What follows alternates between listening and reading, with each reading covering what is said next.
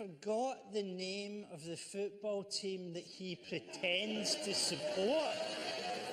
He's working undercover as a human being. Somebody works with him on this stuff with flashcards or something. Where do you live, David? A castle. No, a house! Oh, that's right, a house, yes. Boris Johnson did the same.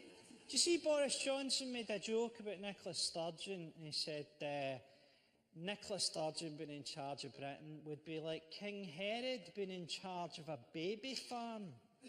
And I watched that and I thought, there are baby farms? He's let that slip.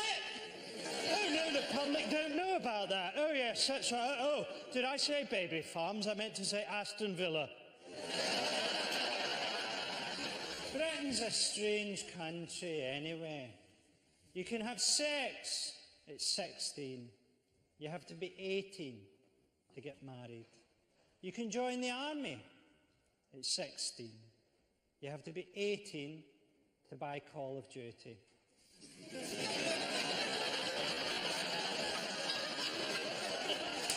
You can register to vote at 16, but you have to be 18 before politicians stop finding you attractive. They tighten up the propaganda during an election. Have you noticed they don't use words like poverty on TV? They talk about disadvantaged people. And they say disadvantaged because you're not allowed to say fucked on the news. Hi, I'm here in Glasgow where everybody's fucked, they're born fucked, they're gonna die fucked. And in between we have an election where they get slapped around the face with a cock made of lies.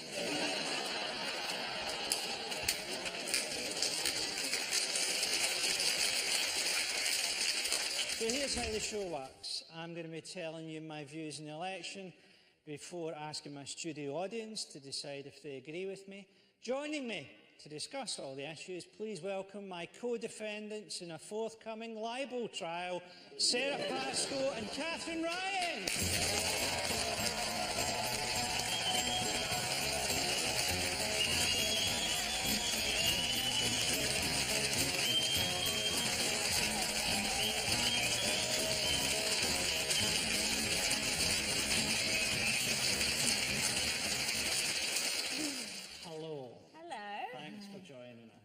Did you see anything that particularly caught your eye in the campaign, Catherine? Yes. I liked Vari Black. Oh, this is this new 20-year-old SNP MP. That's right. Well, Ms. Black had a Twitter account as a young woman, 15 years old, and that never goes away, does it? And so we've brought up some of her old tweets. And here's one of them. Maths.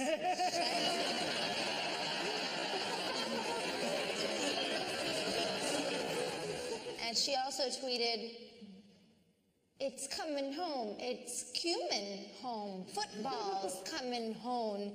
Is it fuck ya wanks?" I think that's a reference to England going out of the World Cup. Ah. Yeah. And in England, of course, their song is "Football's Coming Home," and she is riposting, "Is it fuck ya wank?"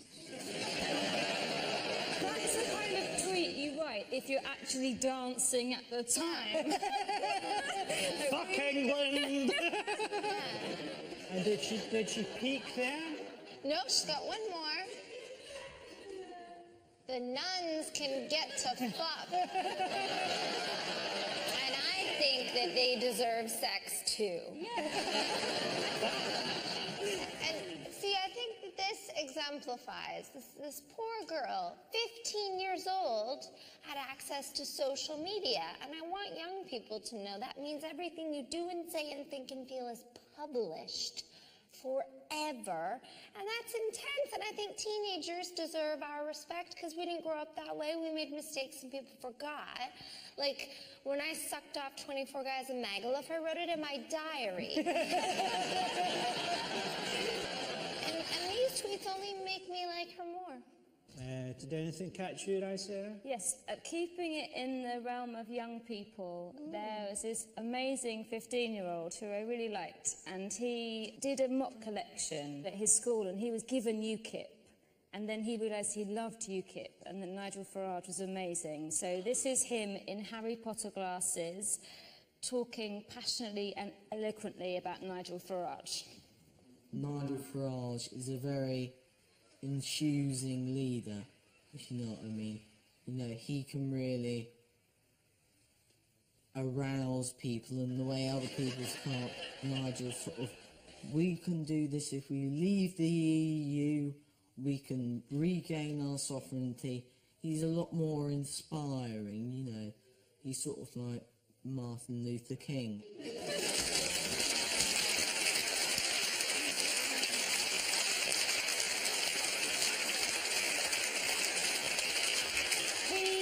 Like Martin Luther King is what he says at the end, like, oh, I can't wait to hear Nigel Farage's I Have a Dream speech.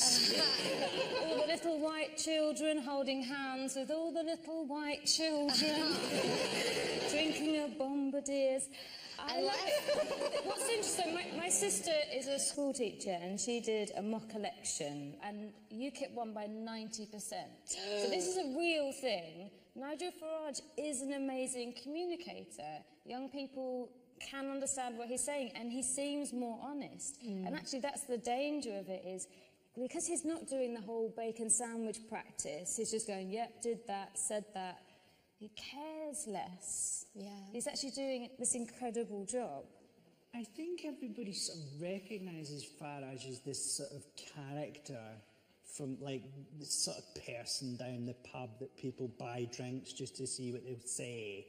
Yeah, but you know what it was? Get my whiskey and tell them to phone a Chinese. What's this? Well, did you ever have, when you were younger, did you ever have like someone else's dad who would let you drink and would buy you facts?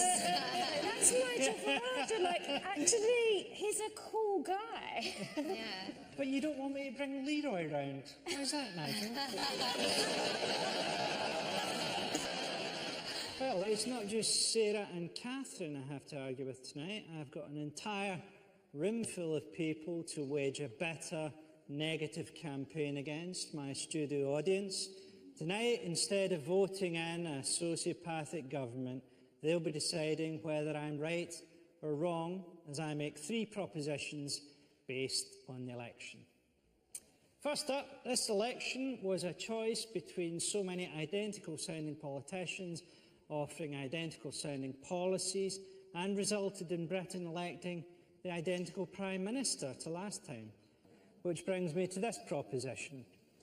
It's best not to vote so you can watch the whole thing for the fucking circus it is. I don't vote. I've never voted. I see it as the one day a year that I don't have to go and hang around a school.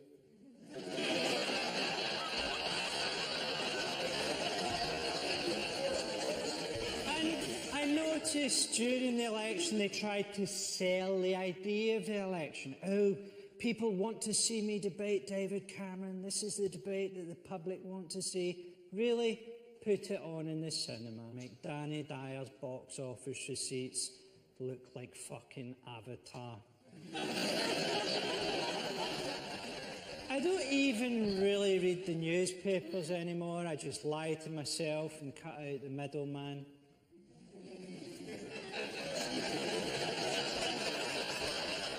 Look, I don't think that we live in a democracy.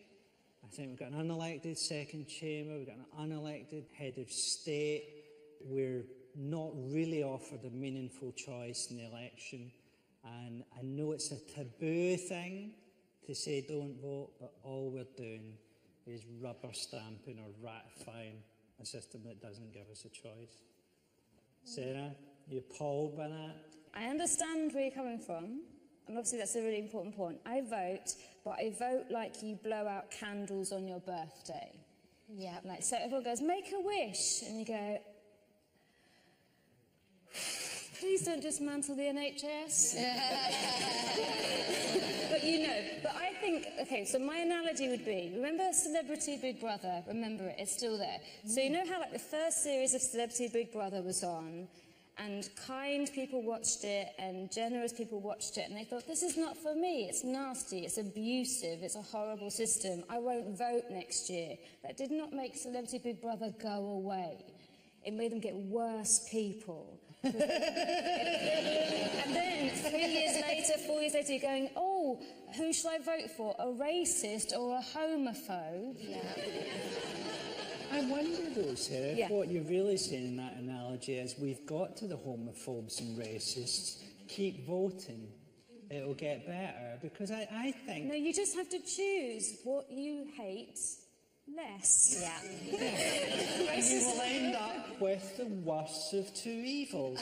That seems to be how it's worked out. I mean, I agree. You have to cast a vote one way or another.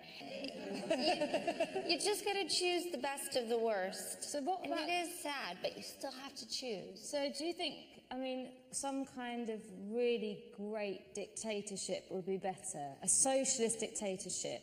I just think we've got, not dictatorship, but I think we've got to think more creatively. So maybe you have an election where you go down to the polling station, all the candidates are there, we each glue a feather on the one that we support, and then when the polls close, they all jump off the town hall.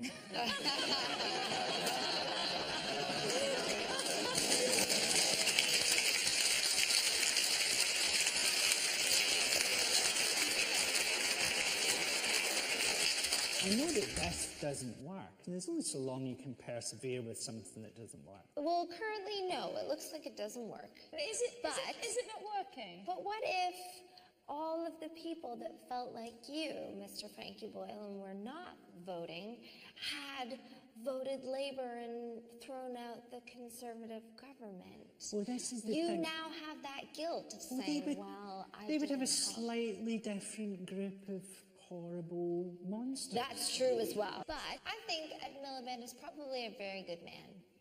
I can tell because I'm not attracted to him.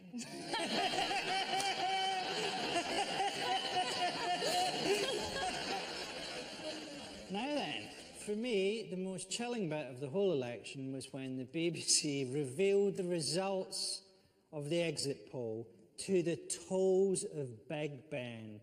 Let's have a look at the terrifying moment David Dimbleby announced our fate. Remember, this is an exit poll, very carefully calculated, not necessarily on the nail. But here it is, 10 o'clock, and we are saying the Conservatives are the largest party.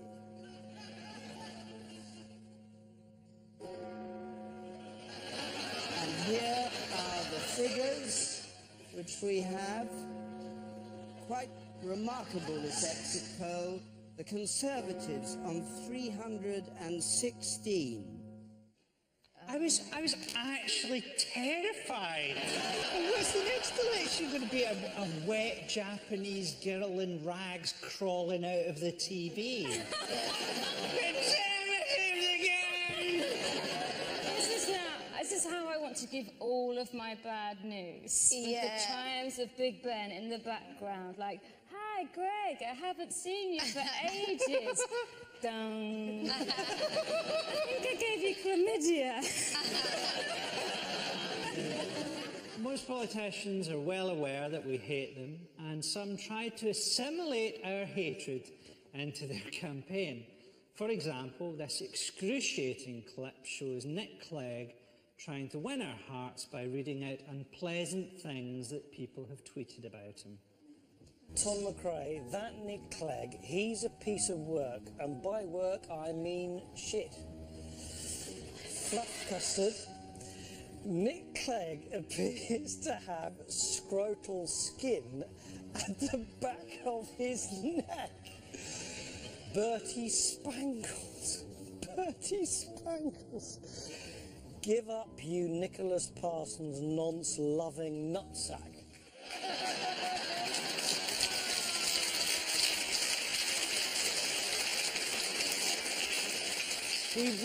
We thought those probably weren't the rudest tweets about Nick Clegg, and he had probably edited them. So we had a little look on Twitter. This is literally the first thing we found. Nick Clegg, why don't you just shit in an Asda bag and put it on your head and give everyone a laugh? And then we had, fuck off, Nick Clegg. You rat fucker. Succinct and to the point. You lied. Every value you've ever had was betrayed in 2010. You should fuck off into a hole and die, you cunt. Now, the broadcasters tried to get us interested in the election by hosting a series of leaders' debates. Here's Plaid Cymru's Leanne Wood facing a particularly baffling question from a confused-looking audience member on BBC Wales. And only if all 4 countries agree to pull out should we pull out. We shouldn't, in that family, allow the biggest member of the family to decide what to do for all the others. But in a modern family, all members get to have a say. I was speaking to builders the other day, and they said to me that Welsh schools are no longer teaching Welsh in their schools due to the EU. Right, okay. Somewhere his builders are sitting there going, he's going to do it. It's got on TV. I'm just so sick of builders. Like, woo, baby! The Welsh aren't teaching Welsh in schools anymore.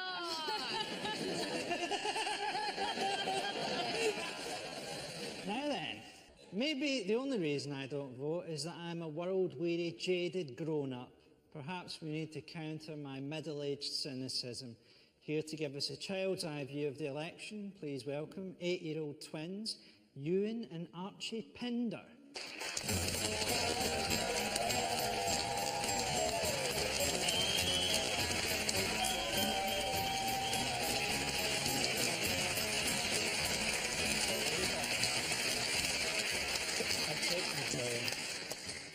Which one's Ewan and which one's Archie? I'm Ewan. I'm Archie.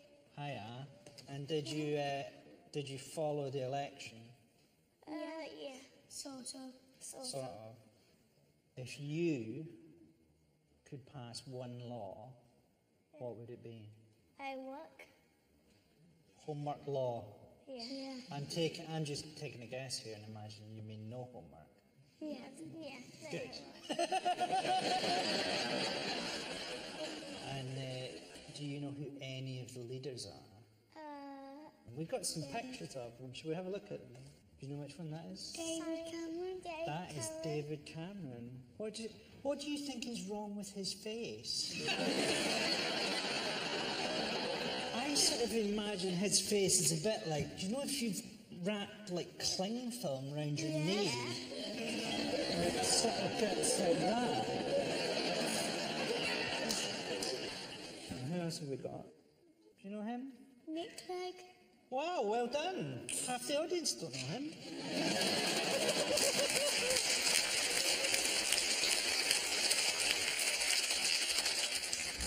Who else have we got?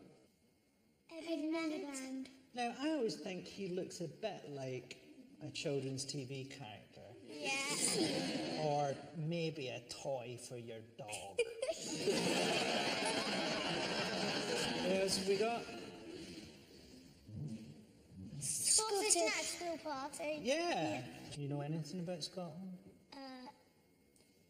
Yeah. Only that it's got Glasgow. Yes, it sure does. It's the right answer. Who else have we got?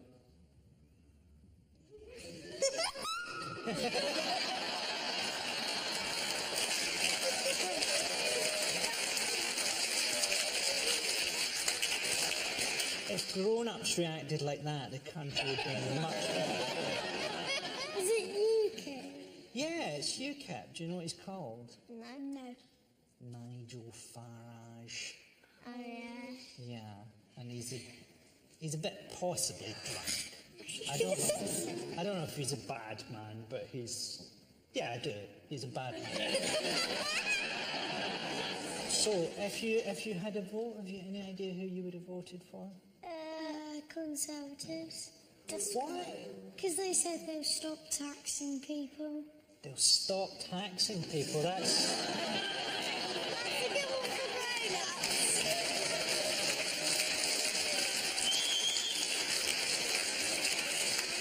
How much are we paying you for this? One last question. Yeah.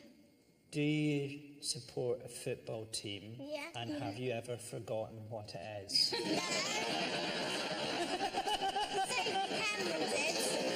Who do you support then? We support two, Liverpool and Barcelona. Cool, man. That's one of them will win, and the other one have a kind of good underdog thing to them. That's good, isn't it? Well, it's been a pleasure to meet you guys. I got you some presents, but you can't unwrap them here because of like branding and promotion issues. But please, it goes away with you. It's been a real pleasure to meet you, man. It's been a real pleasure to meet you too. Hey, take care. Thank you.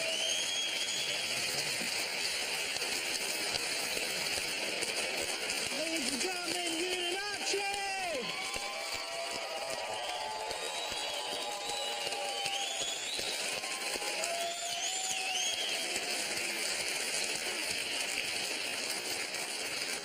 You can't do that kind of thing to a 34-year-old childless woman. My ovaries were trying to jump out of my body. Okay, it's time to put the principle of not voting to a vote. If you agree with me, it's best not to bother. It's green. If you think I'm wrong, it's red. Naturally, I'm going to abstain. Vote now.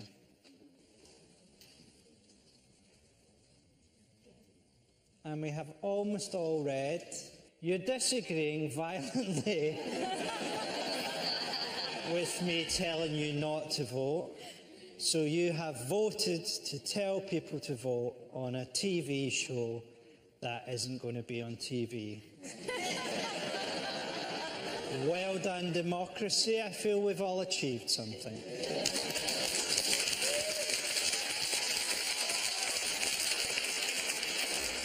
Now, the SNP have won 56 seats, but Scottish optimism has already been buried under a Tory landslide. With 5 years of Conservative rule ahead of us, I propose this. Scotland is doomed. During the campaign, Nicola Sturgeon was characterised as the most dangerous woman in Britain by someone who'd never met any other Scottish women. They say that you get more Conservative as you get older, which is maybe the reason that there's no Tories in Scotland. But let's be honest, the Tories have a hard-on of hate for Scotland, and they'll be fracking the shit out of it.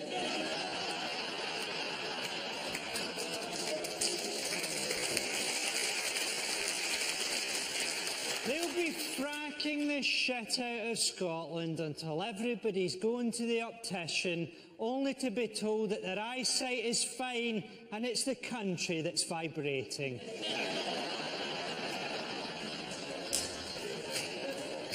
Sarah, we're at the mercy of a hostile Tory government. Do you think we're doomed? No, because Scottish people are the most resilient race in the world. They're incredible. It's like their bones are made of granite. They've got Scotch in their veins. They work better under oppression. That's when they were inventing all of that stuff. Cockroaches are resilient. They're not having a good time. Oh, great, a nuclear war. Look, Scotland sort of invented stuff. This gets over blown, right? We invented penicillin only because we didn't clear up properly. I think you might have mistaken apathy for hatred. It's not that Westminster wishes you any specific harm. They just couldn't give a fuck about you. Which is why Scotland wants to go independent in the first place. I think what we're arguing about here is the definition of hatred. Yeah. See, Scotland's got everything. You've got oil, you've got shortbread, you've got penguins, you've got pandas. There are more pandas in Scotland than Labour MPs. And as we all know, just one, all right? So you've got 56 seats. Just one Scottish person in a bar can ruin a bar. And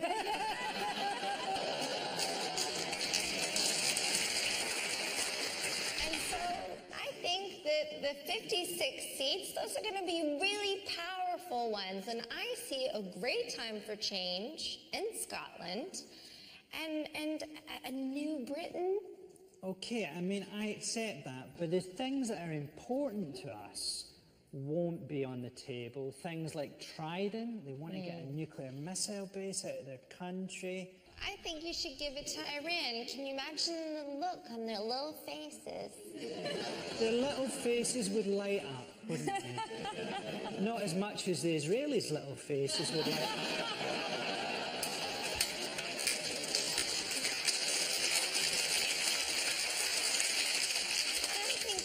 It's better to be the underdog still, because could you, Frankie Boyle, handle the pressure of being at the top?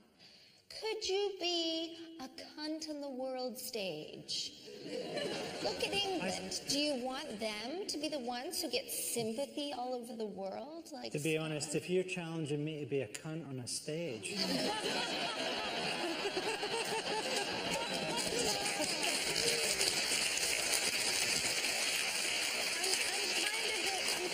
Catherine, I do think the Scottish are going to drive everyone else out of Parliament. It's like the people that turn up at the end of a house party that's like everyone else is trying to leave because they're scared. So none of the MPs will turn up for votes. They'll put the accent on really thickly so no one even understands what they're agreeing to anymore. And like, we're not putting that on.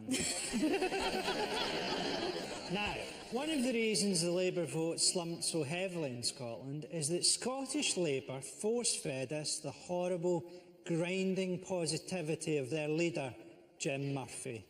In these disturbing scenes, he's visiting an old people's home on his campaign trail when terrible news for his party breaks.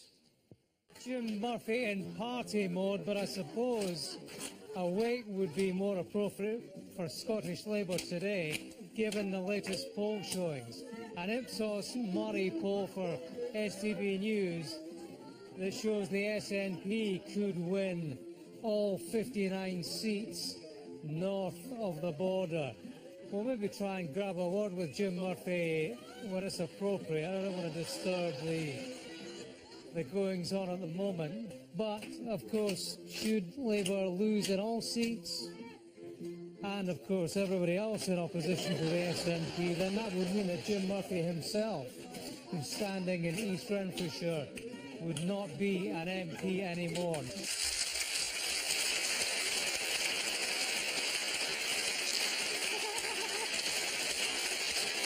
That was so sad. Oh, the hokey-cokey. You put a shotgun in, you blow your whole brain out. The couple definitely did not want him involved. He'd like someone to edge his way back into it, like, I knew it was wrong, guys. The SNP held a rally in Glasgow before the election where people were asked if they had a message for the politicians of Westminster. Let's have a look at some of them.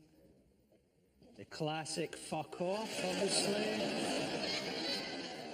And we also had fuck off West Monsters, Glaswegian 32-year-old. We had "We Are Not Going Away," which is a strange thing for an independence movement to say. We're staying right here and being independent. Catherine, do you feel Tory rule's going to be good? I feel they hate us after the independence referendum. Yeah. They know that if we'd gone, they'd have been left with no source of energy except burning suppressed paedophile dossiers. Meaning that England would have run out of fuel within 250 years. Well, I think They're going to punish us. no. I think that 5 years goes by very quickly, and in 5 years' time, we'll just be where we are now. You know, just looking back, a few different things, like, oh, remember when we had hands where iPhones are now? One Scot who didn't do so well in the election was George Galloway, who lost his seat in Bradford West. Here he is in his trademark black hat, accepting defeat with typical good grace. The hyena can dance on the lion's grave, but it can never be a lion. And in any case, I'm not in my grave. I always think, never start unpicking your own metaphor. I am not in my grave, I am also not a lion. Lions don't have graves. Can hyenas dance? I'm going to Africa to find out, and I will return to Westminster at the head of a dancing hyena army. I don't know where I'm going with this. I thought he was going to end with like the...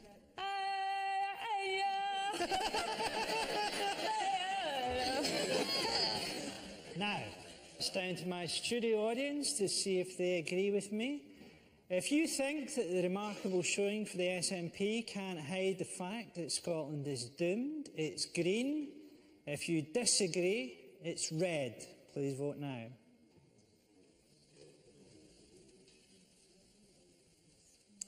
It's sort of about half and half. I think we're slightly doomed.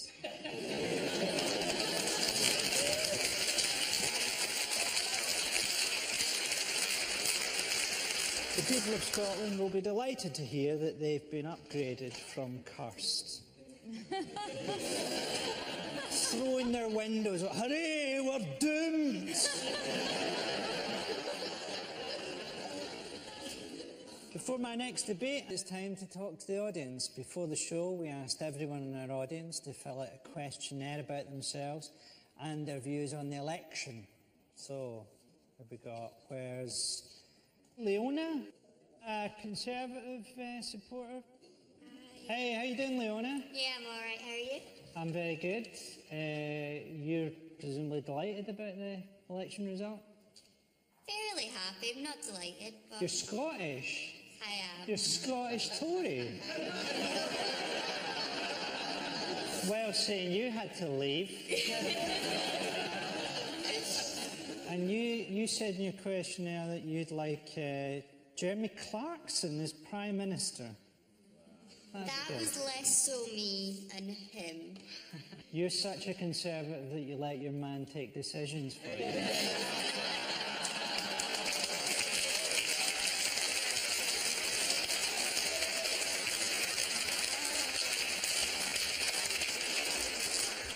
Nikki Brown.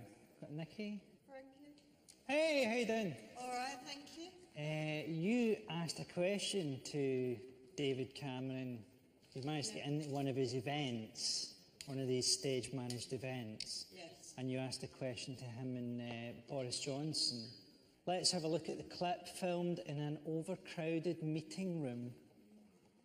Do you think the UK's current democracy-crippling voter apathy is caused by the fact that its Prime Minister, Mayor of the capital and Chancellor were all in the same class at school, are all industriously dismantling the nation's assets and selling them off to their mates, are all related to banking families and have been proven over and over again to be singly self-interested in every political decision. Well, that's a good and that's good.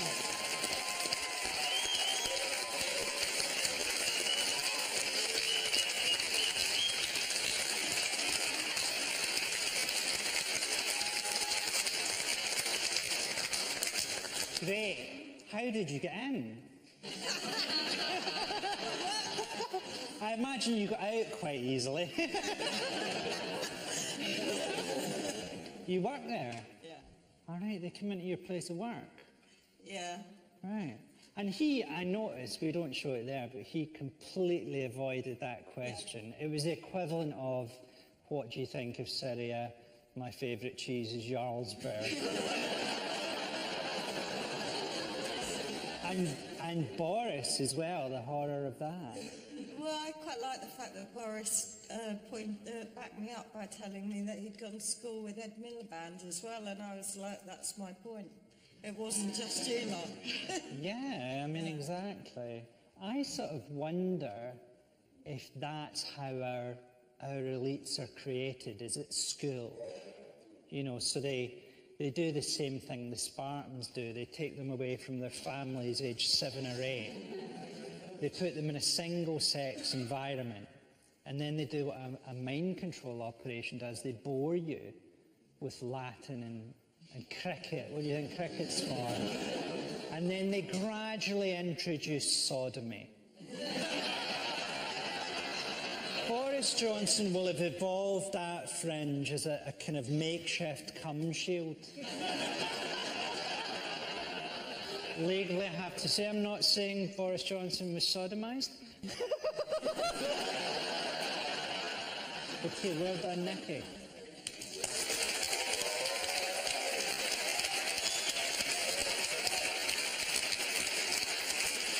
Now, one of the key issues in this election was immigration. UKIP brought it to the top of the agenda, and the mainstream parties followed suit with promises of tighter border controls, tougher conditions for immigrants, and even a referendum to get us out of Europe. Which brings me to my next proposition. This election proves that Britain is racist to the core.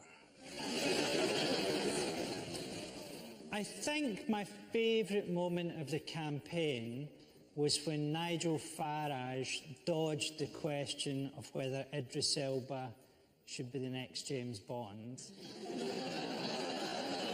He did.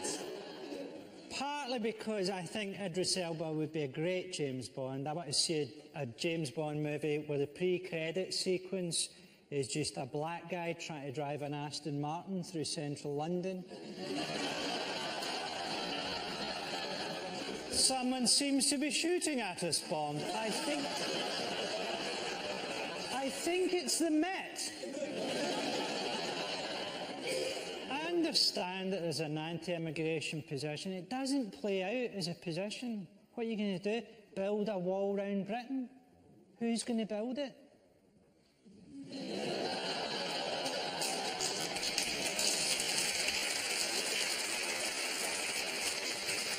It's not just the adults in this country who have a problem with immigrants. This is Labour's Tristram Hunt talking earnestly to a schoolboy while campaigning in Derby.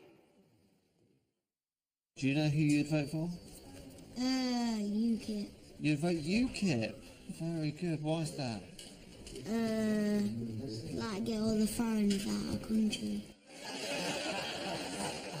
That was absolutely not the answer that the Shadow Education Secretary, Tristram Hunt, wanted. I can't believe it cuts back to someone going, kids say the funniest things. Could that be more inappropriate? And you're just watching that kid going, well, that's definitely his own opinion. I think he read all the manifestos, really come up with his own idea. Labour were so determined to show they'd be tough on border control, that they made a mug that you can buy from their official website. See, I've got some official, there we go, an official racist mug. Are you having your tea? What, I guess? We got, this is all real stuff that they really sell on the websites. We've got a UKIP high-vis jacket, in case you're worried that people won't know that you're a cunt in the dark.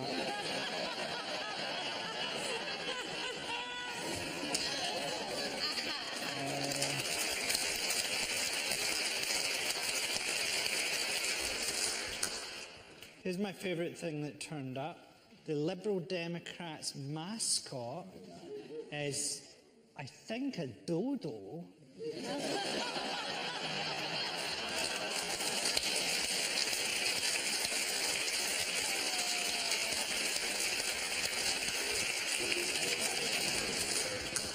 Now, here to discuss whether Britain is racist to the core, please welcome rapper, poet and journalist Akala.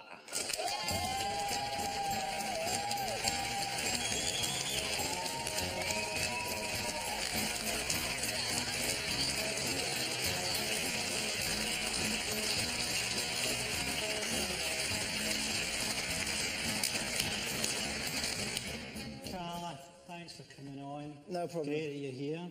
I'm a big fan. Loving your album, man. Thank you. What do you think about this motion? I think I wanted to give a short answer, but I can't because it's too complicated a question. I think that when we talk about race, we tend to focus on individual acts of prejudice, which is why UKIP often come up, because they'll overtly say stuff that we find offensive. But unfortunately, the issue of race, if we understand it, is a lot more insidious. And it takes a lot more of a historical view to understand the difference between individual bias and structural racism and privilege. And the idea of Great Britain was intimately tied to the fact that Britain's invaded almost every country on the earth, literally. No, literally, there's a map, you can Google it.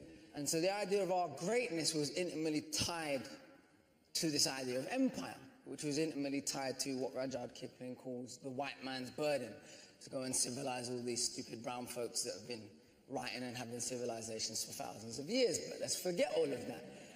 And so if we fast forward to today, when we talk about structural racism in Britain, do we have the same institutional disparities in rates of imprisonment that they have in America? Yes, absolutely we do. Do we have the same disparities in terms of who's dying in police custody? Yes, indeed we do. In 2011, we were told we loved Libyans so much we wanted to bomb democracy into them. Less than 5 years later, we're leaving people fleeing the same conflict to drown in the sea, while giving a woman space in a national newspaper to refer to them as cockroaches. And when you refer to humans as cockroaches, that is a mandate for murder. Let's be clear about that. The moment human beings become non-human, that is a mandate for murder, and there's a long historical parallel with that. Today, Germany, the country that bombed this country, you know, in our grandparents' lifetimes, so theoretically the grandchildren of Nazis can get in and out of England easier than the grandchildren of people from the Commonwealth who fought against the Nazis. And where do they come from? When we talk about immigrants, do we mean people from Australia and New Zealand? Didn't Boris Johnson go to Australia and say, hey, we're culturally the same? Was he talking about the Aborigines when he said that? We call them expats. Right. White people have such a different way of classifying themselves that white immigrants are expats, and non-white immigrants are immigrants. So when we say immigrants, if we go to border control, we can go there, Yarlswood, and we go and look at who's there. It's not a bunch of white people from New Zealand. So we have structural forms of privilege and bias that are much more insidious and much more difficult to overcome. The reaction to Africans and Asians coming here post-World War II, to rebuild the country after the Queen's German cousins bombed it, the reaction to them was one of general hatred. It's illogical. These people who had formerly been colonized by Britain had fought in both world wars. India gave 2.5 million volunteers, for those who don't know. When we talk about being saved by America in the war, we want to talk about being saved by India and Russia. That would be a bit more accurate. But that's a bit inconvenient. But the reaction to those people and their descendants has been one that is about structural bias and privilege. The greatest metaphor for this might be Canary Wharf and Tower Hamlets.